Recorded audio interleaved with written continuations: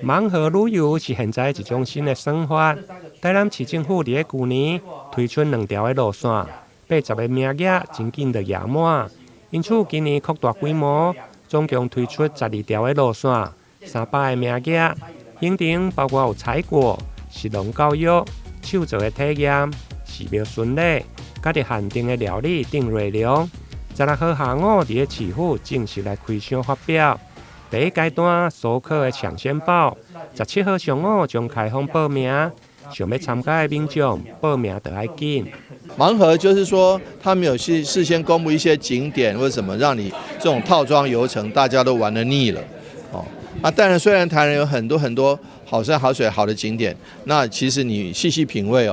也要玩很久，可能都还玩不完。即便是这样子，我们还是可以推荐大家来玩盲盒，因为有一些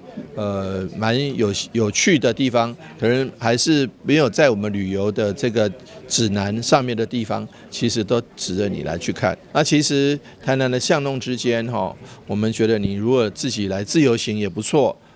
这个细细品味，但是如果自由行你又怕不认识路，或者怕这个有一些不确定性，我们让旅游业者来推动这个盲盒，但是事实上都是品质有保证的这些景点、这些游程，统统欢迎。有山线、有海线、有文化线等等等等的这些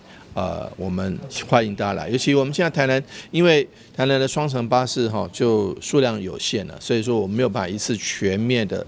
推动，但我也欢迎各位来试试看咯，台南的盲盒旅游等着你，一定包觉满意哦。为推广台南多样的观光资源，甲深度的文化体验，市府观光旅游局推出双层巴士的盲盒旅游，强调行程未来各大完整的行程，要让旅客伫出发的当天来解说。这届以着四季节气文化为主轴，有4条的节气路线。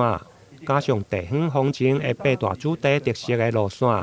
有兴趣的民众会用到台南的旅游网来上网查询。台南新闻林根采访报道。